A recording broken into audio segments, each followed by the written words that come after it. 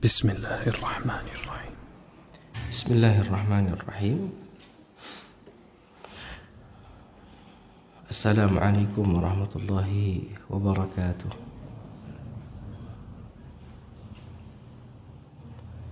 إن الحمد لله نحمده ونستعينه ونستغفره ونعوذ بالله من شرور أنفسنا ومن سيئات أعمالنا. من يهده الله فلا مضل له ومن يضلله فلا هادي له.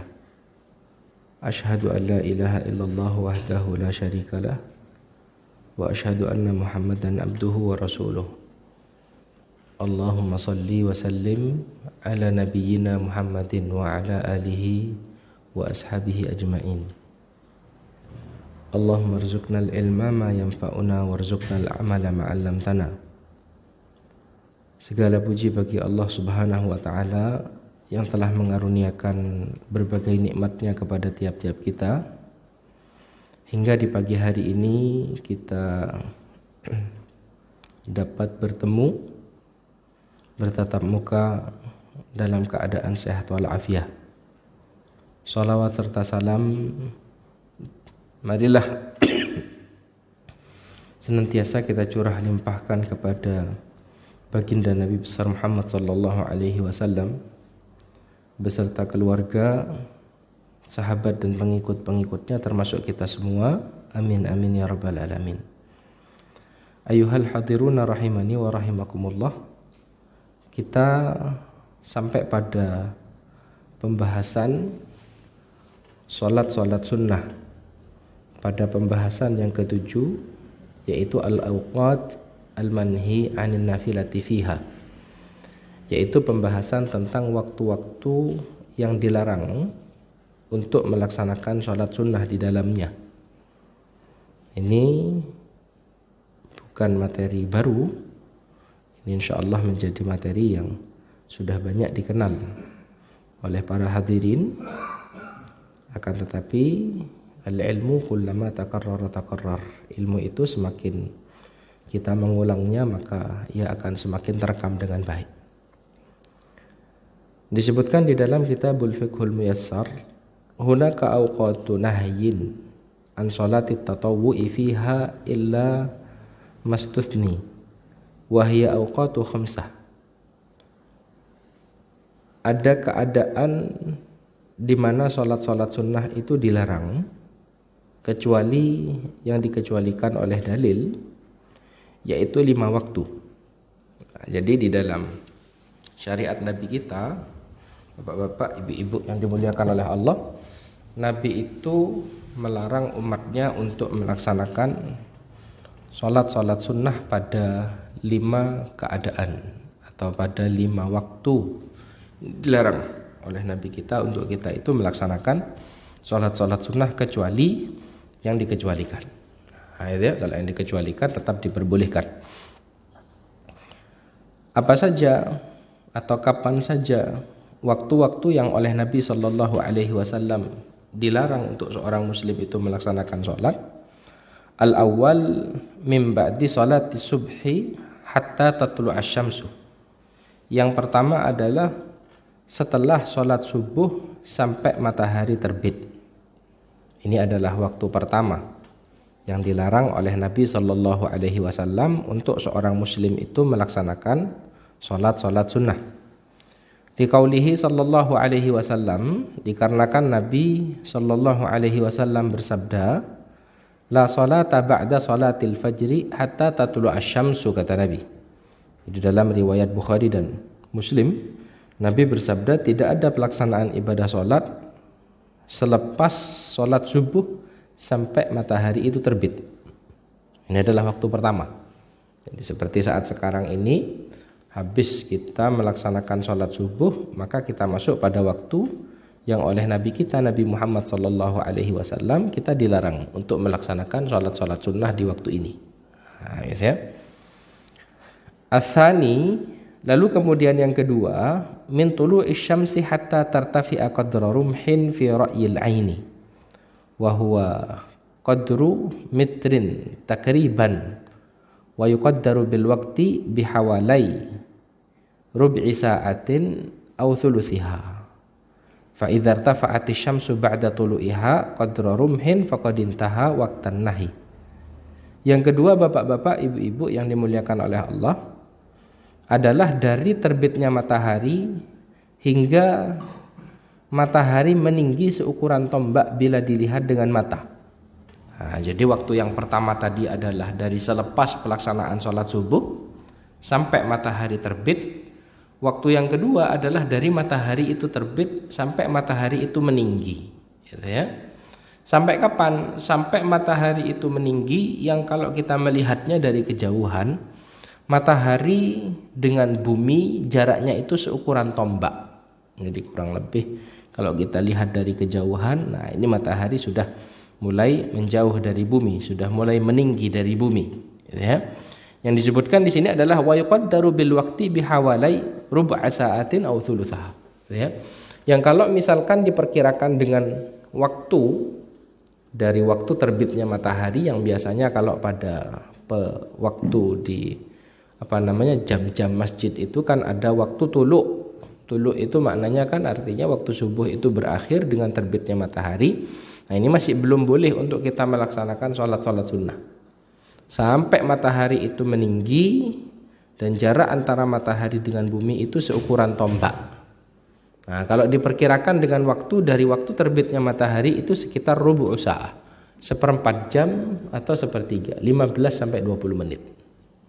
Jadi 15 menit, nah itu perkiraan yang disampaikan oleh para ulama, di mana waktu dilarang untuk melaksanakan sholat sunnah itu berakhir. Nah, itu jadi kalau misalkan seperti sekarang jam 5 misalkan sudah matahari itu sudah terbit, maka minimal jam 5:15 nah, baru kita diperbolehkan untuk melaksanakan sholat sunnah, atau 5:20 baru kita diperbolehkan untuk melaksanakan sholat sunnah. Baik. Liqaulihi sallallahu alaihi wasallam li Amr ibni Abasah, dikarenakan Nabi sallallahu alaihi wasallam bersabda kepada Amr ibnu Abasah radhiyallahu taala anhu, "Shalli salata subhi, thumma aqsir 'anis salati hatta tatlu asy-syamsu hatta tartafi." Kata Nabi sallallahu alaihi wasallam, salatlah salat subuh, ya. Lalu hindari salat hingga matahari terbit, hingga matahari meninggi. Nah, ini jelas. Ini jadi Nabi sallallahu alaihi wasallam menyampaikan, hindari sehabis pelaksanaan salat subuh itu dari melaksanakan ibadah salat sunnah sampai matahari terbit, sampai matahari meninggi. Nah, jadi ini adalah waktu yang oleh Nabi kita Nabi Muhammad sallallahu alaihi wasallam dilarang untuk yang namanya seorang muslim melaksanakan salat sunnah. Lalu kemudian waktu yang ketiga, watsalitsu 'inda qiyamis syamsi, ya, yakni muntaha irtifa'uha li'anna syamsa tartafi'u fil ufuq fa idza intahat bada'at bil inkhifad. Nah, jadi waktu yang ketiga adalah ketika matahari tepat berada di atas porosnya. Ini adalah waktu yang ketiga yang dilarang umat Nabi kita Nabi Muhammad sallallahu alaihi wasallam untuk melaksanakan ibadah salat. Sampai kapan? Hatta tazula ila jihatil gharbi wa yadkhulu waqtu dzuhri. Sampai matahari itu tergelincir ke arah barat. Ya, yang mana dengan tergelincirnya matahari ke arah barat artinya telah masuk waktu pelaksanaan salat zuhur.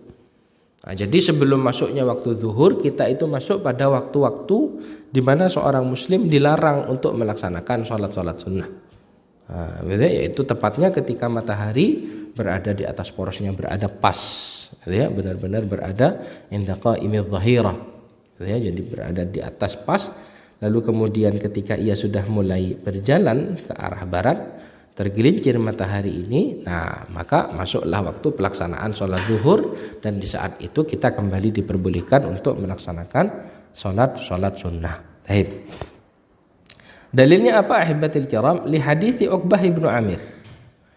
Dalilnya adalah dikarenakan hadisnya Uqbah ibnu Amir radhiyallahu anhu qala, di mana beliau berkata, "Thalathu sa'atin kana an-nabiyyu sallallahu alaihi wasallam yanhana an nusalliya fihinna wa an nakbura fihinna mautana hina tatlu asy-syamsu bazighatan hatta tartafi wa hina yaqumu qa'imu adh-dhahirati hatta tazul wa hina tatadayyafu lil ghurubi hatta taghrub. Jadi Uqbah ibnu Amir menyampaikan ada 3 waktu di mana Nabi sallallahu alaihi wasallam melarang ya, untuk kita itu melaksanakan ibadah sholat dan untuk kita itu mengubur jenazah-jenazah di antara kita. Ya. Yang pertama adalah hina tatlu asy-syamsu bazighatan hatta tartafi. Ketika matahari itu terbit dengan terang sampai matahari itu meninggi. Ini yang pertama. Itu poin pertama dan poin kedua kalau di dalam urutan tadi. Lalu kemudian yang kedua, sebagaimana disampaikan oleh Uqbah ibnu Amir, adalah hina yaqumu qa'imu adh-dhahirati hatta tazul, yaitu ketika matahari itu tepat berada di atas porosnya hingga ia tergelincir. Ya.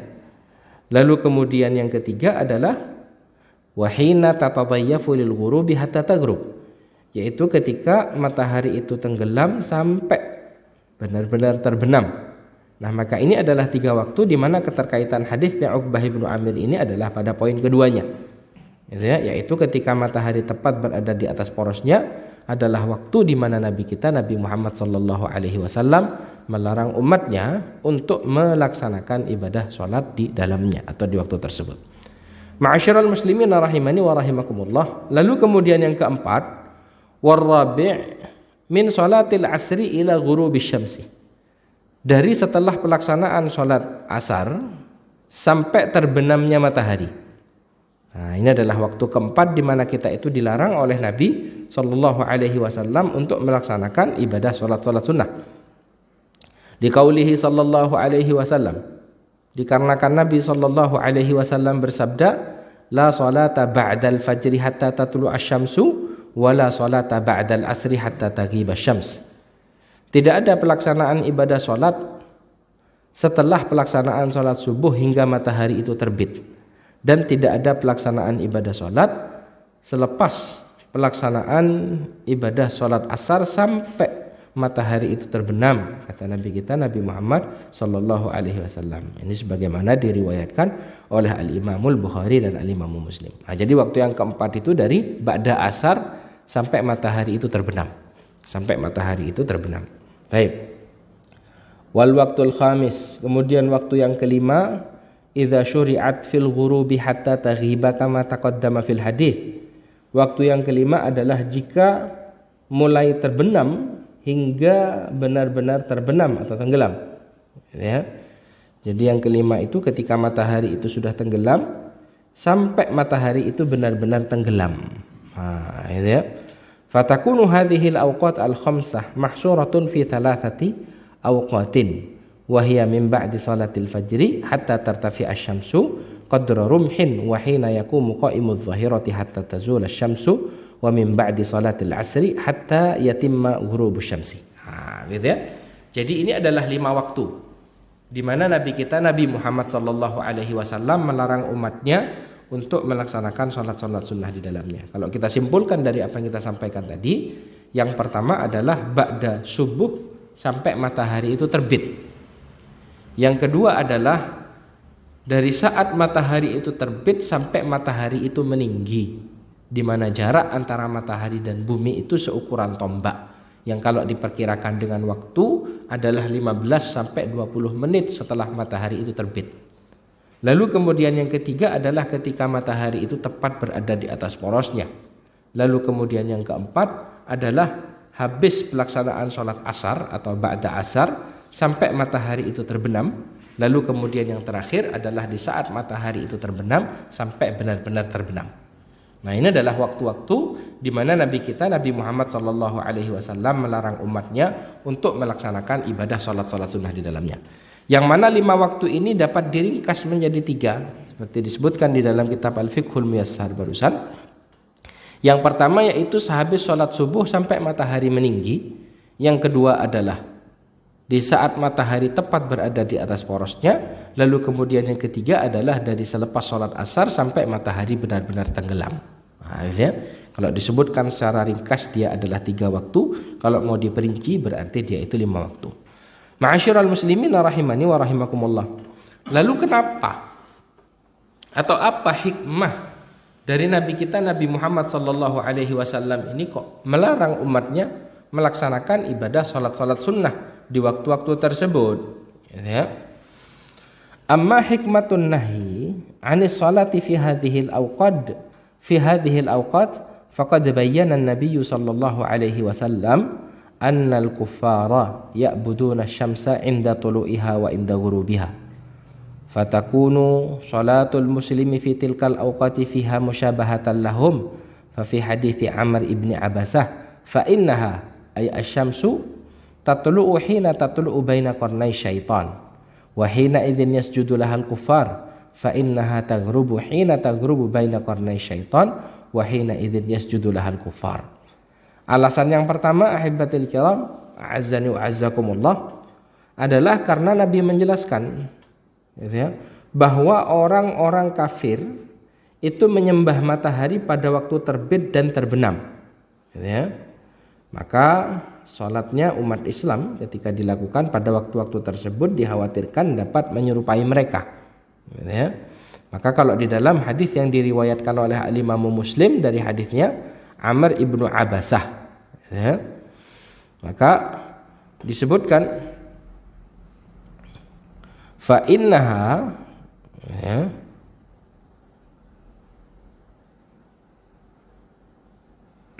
ini disampaikan oleh Amr ibnu Abasah ya. Jadi Nabi yang menyampaikan kepada Amr ibnu Abasah. Jadi Nabi SAW menyampaikan fa innaha asy-syamsu. Jadi sesungguhnya matahari itu kata Nabi tatlu'u hina tatlu'u baina qarnay syaitan.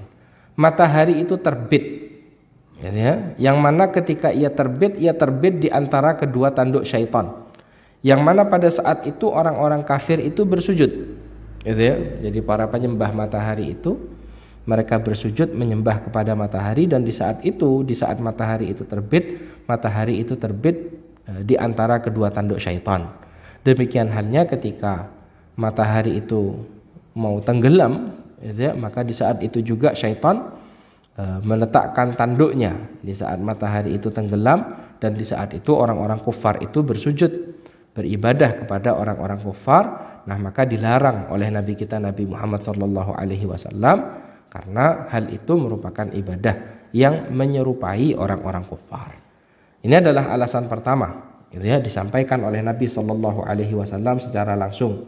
Lalu kemudian alasan yang kedua, gitu ya, yaitu untuk waktu di saat matahari tepat berada di atas porosnya, disebutkan fa inna hina idzin, disebutkan oleh Nabi SAW tusjaru jahannam. Jadi waktu ketika yang namanya matahari tepat berada di atas porosnya adalah waktu di mana api neraka Allah Subhanahu wa taala atau neraka jahanam Allah Subhanahu wa taala ini sedang dipanaskan. Maka oleh karenanya seorang muslim itu dilarang oleh Nabi SAW untuk melaksanakan ibadah sholat di dalamnya. Nah, jadi alasannya ada 2. Kenapa kok kita itu dilarang oleh Nabi untuk melaksanakan sholat-sholat sunnah di waktu-waktu ini? Yang pertama karena kalau yang habis subuh sampai terbit ataupun habis asar sampai matahari terbenam, pada saat itu orang-orang kufar melakukan penyembahan kepada matahari. Dan di saat itu yang namanya syaitan itu meletakkan tanduknya di saat matahari terbit dan di saat matahari terbenam. Nah, maka melaksanakan sholat di waktu-waktu tersebut itu menyerupai amalan ibadah yang dilakukan oleh orang-orang kufar. Ini yang pertama. Lalu kemudian yang kedua, untuk larangan melaksanakan sholat di saat matahari tepat berada di atas porosnya, karena di saat itu kata Nabi SAW adalah waktu di mana neraka jahanam Allah Subhanahu wa taala itu dipanaskan. Nah, ini ahibatil kiram, azzani wa azzakumullah, adalah alasan yang disampaikan oleh Nabi kita Nabi Muhammad SAW. Namun kendatipun Nabi SAW melarang umatnya untuk melaksanakan ibadah sholat pada waktu-waktu tersebut, terdapat pengecualian-pengecualian yang juga disampaikan oleh Nabi SAW, di mana Nabi kita ya selaku musyarri' selaku utusan Allah yang menetapkan syariat-syariat Allah. Karena memang apa yang disampaikan oleh Nabi ataupun yang dilakukan oleh Nabi sallallahu alaihi wasallam ini masuk dalam kategori wahyu. Wa ma yantiqu 'anil hawa in huwa illa wahyu yuha. Nabi Muhammad sallallahu alaihi wasallam tidaklah berbicara dengan dasar hawa nafsu, akan tetapi Nabi sallallahu alaihi wasallam berbicara berdasarkan wahyu, ya.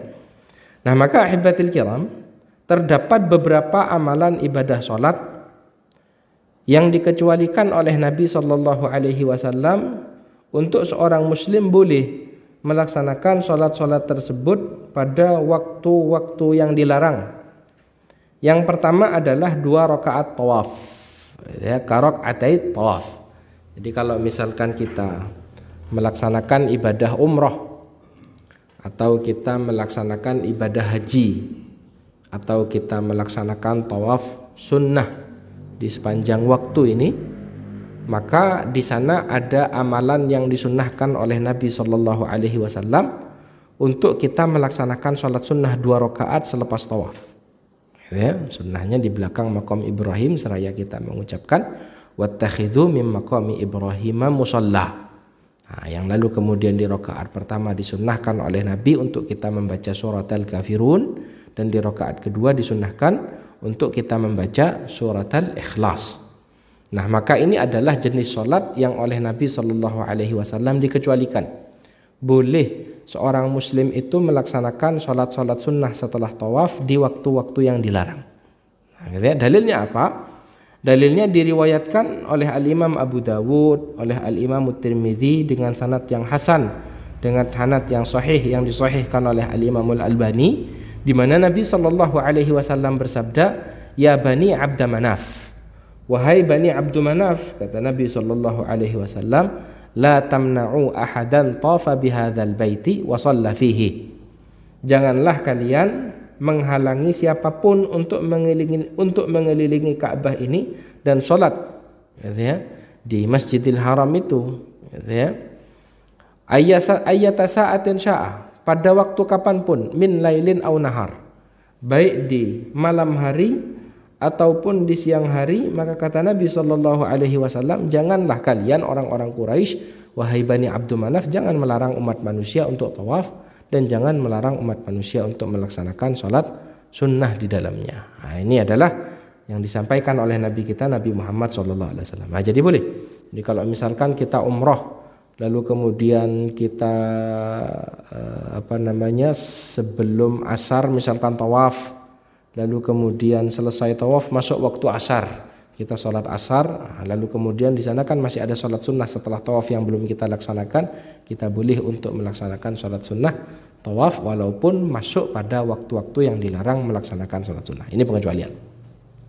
Lalu kemudian ahibatil kiram a'azzani wa azzakumullah, di antara pengecualian juga adalah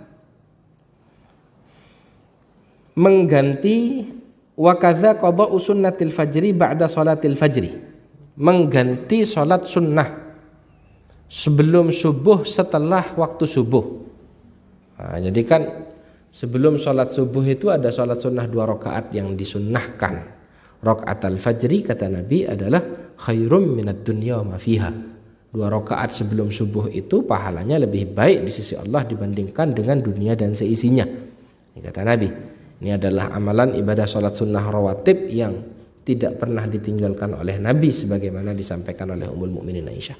Namun ahibatil kiram, terkadang seseorang tertidur dari melaksanakannya, baru terbangun ketika iqamah telah dikumandangkan ataupun azan, sehingga tidak sempat lagi untuk melaksanakan salat sunnah qabliyah sebelum subuh. Nah, maka ahibatil kiram azzakumullah, ini diperbolehkan untuk seorang muslim, meskipun hendaknya ini tidak menjadi kebiasaan, boleh untuk mengganti salat sunnah qabliyah sebelum subuh ba'da subuh.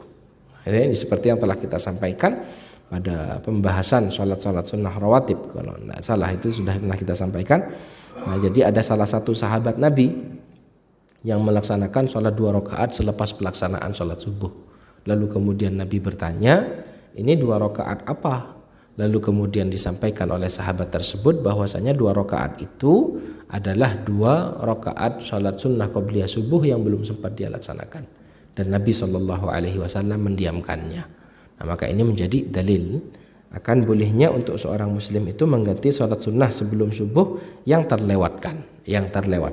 Nah, namun ini hendaknya tidak menjadi satu kebiasaan. Baik.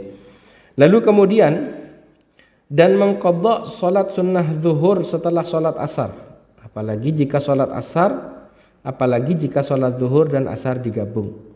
Nah, maka yang masuk dalam kategori yang diperbolehkan itu ahibatil kiram azzani wa azzakumullah adalah mengganti salat sunnah ba'diyah zuhur habis asar. Mengganti salat sunnah ba'diyah zuhur habis asar. Ini juga boleh dan ini pernah dilakukan oleh Nabi.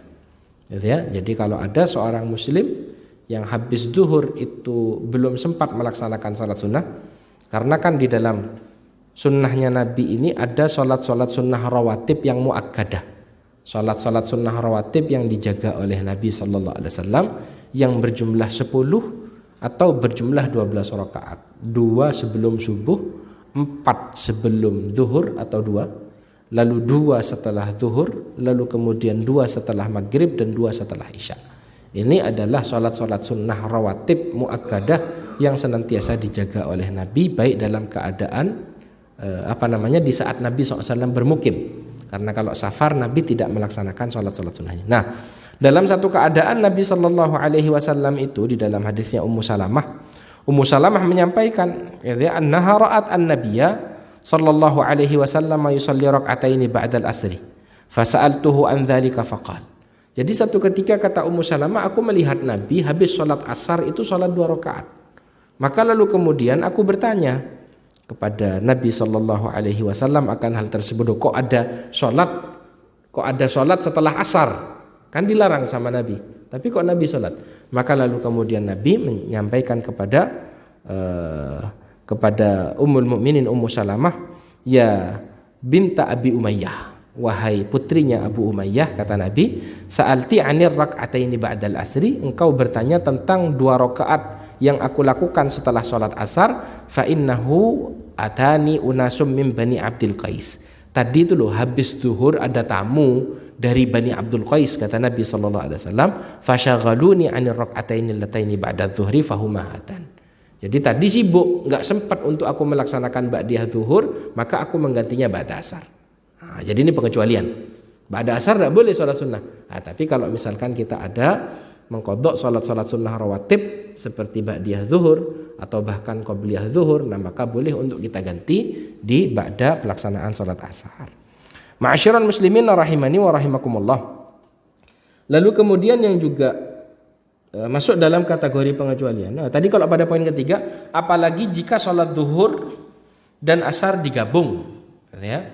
Jadi misalkan kita itu safar, lalu kemudian kita menjamak salat kita atau menjamak dan mengqashar ketika kita berada di pertengahan jalan. Nah, ini kan kalau madhabnya jumhur ahli ilmi, kita diperbolehkan untuk melaksanakan salat-salat sunnah termasuk salat sunnah rawatib. Nah, maka ini kan ba'da salat asar ini jadi tetap diperbolehkan untuk melaksanakan salat-salat sunnah. Nah, itu maksudnya ketika disebutkan di dalam kitab Al-Fiqhul Muyassar, ya, wala siyama idza jama'a dzuhra ma'al asri. Terlebih ataupun ketika seseorang itu menjamak antara zuhur dan asar. Baik. Lalu kemudian demikian dengan salat-salat sunnah pada poin yang keempat yang memiliki sebab, seperti salat jenazah. Ya. Salat jenazah ini masuk dalam kategori yang dikecualikan. Ya. Meskipun kalau salat jenazah pada waktu-waktu yang dilarang ini terjadi perselisihan di antara para ulama, ya. Kalau pendapatnya Al-Imam Abu Hanifah, Al-Imam Malik, lalu kemudian Al-Imam Ahmad, mereka itu melarang untuk melaksanakan sholat jenazah pada waktu-waktu yang dilarang berdasarkan dalil thalathu sa'atin. Dalilnya Uqbah dari hadisnya Uqbah ibnu Amir tadi, 3 waktu di mana Nabi melarang kita untuk melaksanakan sholat di dalamnya dan menguburkan jenazah-jenazah kami. Yang mana 3 waktu itu seperti yang tadi kita sudah sebutkan. Namun pendapat kedua, dan ini pendapat yang dipilih di dalam kitab Al-Fiqhul Muyassar, yajuzu salatu al-janazah ya fi jami'i awqatin nahi. Salat jenazah itu boleh dilaksanakan pada waktu-waktu yang dilarang. Itu mazhabnya Imam Syafi'i dan salah satu riwayat dari pendapatnya Al-Imam Ahmad ya. Kalau dalil di dalam mazhab Syafi'iyah adalah dikarenakan salat jenazah ini masuk dalam kategori salat yang memiliki sebab. Makanya kalau seperti di Masjidil Haram itu termasuk yang berpendapat akan bolehnya ya. Jadi kalau yang melaksanakan ibadah umrah atau haji ba'da asar itu juga ada sholat jenazah biasanya. Ba'da subuh itu juga ada sholat jenazah. Nah, ini merupakan salah satu pendapat yang disampaikan oleh para ulama, pendapatnya Al-Imam Syafi'i dan salah satu pendapatnya Al-Imam Ahmad bin Hanbal. Ya.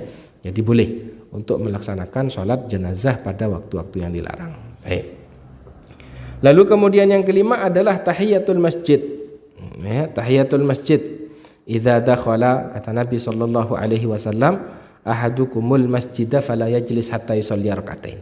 Jika seseorang di antara kalian masuk ke dalam masjid, maka jangan duduk kecuali salat sunnah 2 rakaat. Artinya ini disebutkan oleh Nabi secara umum masuk dalam kategori salat-salat sunnah yang memiliki sebab. Jadi kapanpun kita masuk ke dalam masjid, maka disunnahkan oleh Nabi Shallallahu Alaihi Wasallam untuk melaksanakan sholat sunnah tahiyatul masjid. Termasuk juga yang memiliki sebab adalah sholat gerhana. Ya. Kenapa ya? Ada sebabnya. Sebabnya apa ya? Gerhana, baik itu matahari ataupun gerhana bulan.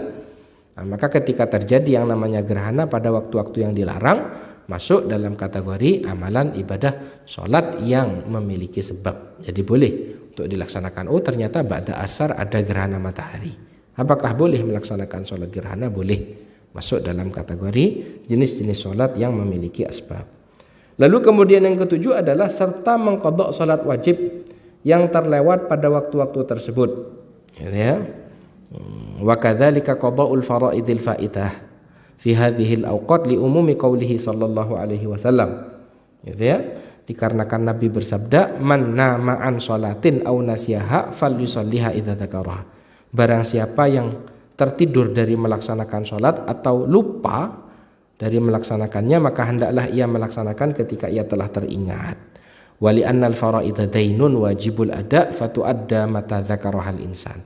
Karena yang namanya sholat wajib itu adalah hutang yang wajib untuk ditunaikan, maka kapan seorang muslim, seorang manusia itu mengingat kalau dia belum melaksanakannya, maka hendaknya dia melaksanakannya. Nah, itu ya. Jadi yang namanya sholat wajib ini kalau misalkan ada yang belum kita laksanakan, maka dilaksanakan. Habis sholat subuh misalkan, setelah itu kita bangun, selesai sholat subuh kita ingat, oh ternyata semalam itu kita belum sholat isya. Jadi qadarullah lupa, gitu ya. Lalu kemudian ba'da sholat subuh kita baru ingat, nah apakah kita boleh untuk mengganti sholat isya ba'da subuh? Boleh, gitu ya. Karena memang Nabi Shallallahu Alaihi Wasallam menyampaikan fal yusalliha idza dzakaraha. Hendaklah seorang muslim itu melaksanakan sholatnya ketika ia telah mengingatnya, ya, atau ketika ia telah terbangun. Ma'asyiral muslimin rahimani wa rahimakumullah. Nah, maka ini adalah pembahasan tentang waktu-waktu yang mana seorang muslim itu dilarang untuk melaksanakan sholat-sholat sunnah. Nah, jadi kesimpulannya, kita tidak boleh untuk melaksanakan sholat-sholat sunnah seperti sholat-sholat sunnah mutlak misalkan. Nah ini dilarang oleh Nabi Sallallahu Alaihi Wasallam. Gitu ya. Jadi di waktu-waktu yang dilarang nggak boleh kita melakukan nawafilus sunnah. Kalau seperti di waktu duha kan bebas. Waktu duha ada sunnah sholat duha 8 rakaat. Kalau misalkan kita masih punya semangat melaksanakan sholat sunnah lebih dari 8 rakaat, kita bisa melaksanakan sholat sunnah mutlak. Di malam hari kita bebas mau melaksanakan sholat sunnah sebanyak apapun, sholatul laili mathna mathna. Nah, tapi pada waktu-waktu yang sholat sunnah, sholat malam itu kata Nabi 2 rakaat tanpa dibatasi oleh Nabi SAW. Nah, tapi kalau waktu-waktu yang dilarang, nah ini seorang muslim hendaknya tidak melaksanakan sholat sunnah kecuali yang memang memiliki sebab atau yang memang dikecualikan oleh Nabi SAW secara adillah. Nah, gitu ya. Nah, ini yang hendaknya diperhatikan oleh seorang muslim. Nah, termasuk juga kalau seperti habis subuh ini. Habis subuh ngapain? Ya bisa berzikir, membaca Al-Quran gitu ya. nanti sampai masuk waktu duha, gitu ya, atau sampai matahari terbit lalu kemudian meninggi hingga jarak antara matahari dan bumi itu seukuran tombak, maka masuk waktu syuruk. Dan di sana ada salat sunnah syuruk, gitu ya, bagi yang dimudahkan oleh Allah Subhanahu wa taala melaksanakan salat sunnah 2 rakaat, yaitu salat duha di awal waktu. Gitu ya. Di mana Nabi menyampaikan pahala yang dapat diperoleh adalah seperti pahala haji dan umrah. Ma'asyiral muslimin rahimani wa rahimakumullah, ini adalah materi yang dapat kita sampaikan pada kesempatan pagi hari yang berbahagia ini. Untuk selanjutnya, jika ada pertanyaan yang hendak ditanyakan, kita persilahkan. Tafadhal. Waalaikumsalam. Tafadhal. Hukum sholat di masjid yang kiblatnya itu langsung menghadap ke kuburan, tapi kuburan ini kuburan umum di luar wilayah masjid. Itu yang pertama. Yang kedua, ada jamaah masjid sholat menggunakan sarung atau celana, tetapi menggunakan kaos yang pendek, dan ketika sujud kelihatan celana dalamnya ini apa membatalkan sholat? Barakallah. Assalamualaikum warahmatullahi wabarakatuh. Baik, pertanyaan pertama adalah hukum melaksanakan sholat di masjid yang mana di depannya itu ada kuburan, namun terpisah, gitu ya. Jadi kuburannya kuburan umum, ditutup dengan tembok. Baik. Kalau sejauh yang Anda ketahui tentang permasalahan ini, ketika memang antara masjid dengan kuburan itu terpisah, maka diperbolehkan. Sejauh yang Anda ketahui, gitu ya. Jadi ini masjid sendiri, gitu ya, dengan temboknya, lalu kemudian kuburan terpisah dengan masjid. Nah ini masuk dalam kategori yang diperbolehkan untuk kita melaksanakan sholat di dalamnya. Jadi boleh, tidak ada masalah. Yang bermasalah itu kalau misalkan kuburannya di dalam masjid. Jadi kan sebagian masjid itu meletakkan kuburan di dalamnya. Nah maka itu yang kita tidak boleh.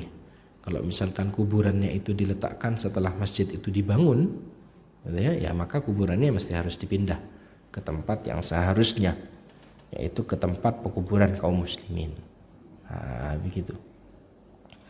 Ataupun misalkan kuburannya duluan, baru kemudian masjidnya dibangun di atasnya. Nah, ini tidak boleh kita untuk melaksanakan sholat di dalamnya. Tapi kalau misalkan masjid itu terpisah dari kuburan, di sebelah kanannya ataupun di sebelah kirinya ataupun di depannya, karena memang tanah itu ya memang tanah kuburan, memang tanah fasilitas umum untuk menguburkan orang-orang yang meninggal dunia, dan di sebelahnya atau di depannya atau di belakangnya ya memang tanah masjid, gitu ya. Nah maka yang seperti ini sejauh yang Anda ketahui tidak ada masalah. Ketika memang ada pembatas antara masjid dengan kuburan, kan ketutup temboknya masjid ya. Nah, sejauh yang Anda ketahui boleh, wallahu a'lam. Nah, gitu. Lalu kemudian pertanyaan yang kedua adalah tentang melaksanakan ibadah sholat dalam keadaan menggunakan sarung atau menggunakan celana lalu kemudian pakaiannya pendek, menggunakan kaos sementara kaosnya itu pendek. Yang wajib untuk ditutupi adalah mabaina surrati ila rukbah, antara pusar sampai lutut. Ini bagi laki-laki ya, yang wajib untuk ditutupi. Dan Nabi juga memerintahkan untuk hendaknya seorang muslim yang melaksanakan ibadah sholat mengenakan kain yang menutupi pundaknya, Nah, ya. Jadi kalau misalkan orang itu melaksanakan ibadah sholat dalam keadaan ya, masih tertutupi auratnya, walaupun pada sebagian punggungnya masih terbuka, insya Allah tidak ada masalah.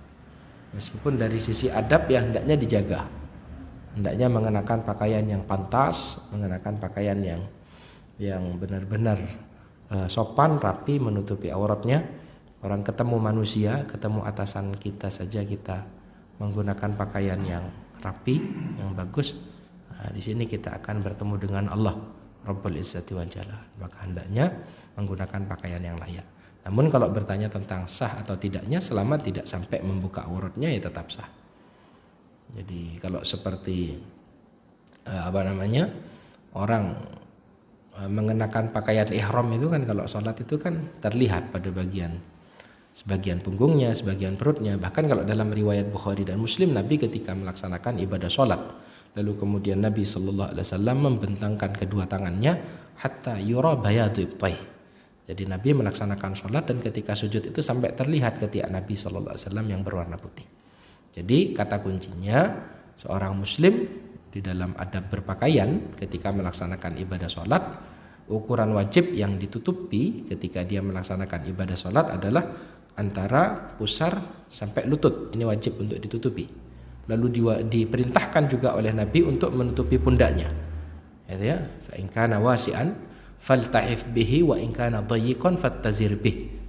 Jadi muslim itu kalau misalkan punya kain yang lebar lalu melaksanakan sholat, maka gunakan untuk diselendangkan pada tubuhnya, untuk ditutupi pada bagian pundaknya. Tapi kalau tidak punya, kecuali sehelai kain yang dapat menutupi auratnya saja, ya maka digunakan untuk menutupi bagian yang wajib itu tadi. Jadi kesimpulannya, selama tidak sampai membuka auratnya, maka sah amalan ibadah sholatnya. Tapi kalau misalkan terlampau pendek ini kaosnya, gitu ya. Kalau misalkan ruku atau sujud ini sampai kelihatan sebagian pantatnya misalkan, maka ini hendaknya dihindari, kan berarti auratnya terbuka. Jadi begitu. Jadi tergantung sependek mana kaosnya. Meskipun kalau dari sisi adab ya hendaknya menggunakan pakaian yang sopan, yang bagus dalam melaksanakan sholat. Begitu insyaallah. Ada lagi ahibatul kiram?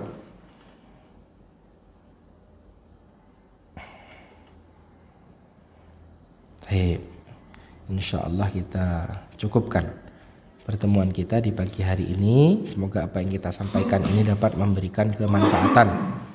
Kita akhiri perjumpaan kita dengan doa akhir majlis. Subhanaka Allahumma rabbana wa bihamdika asyhadu an la ilaha illa anta astaghfiruka wa atubu ilaih. Assalamualaikum warahmatullahi wabarakatuh. الصلاة طرفي النهار وزلفا من الليل إن الحسنات يذهبن السيئات إن الحسنات يذهبن السيئات ذلك ذكرى للذاكرين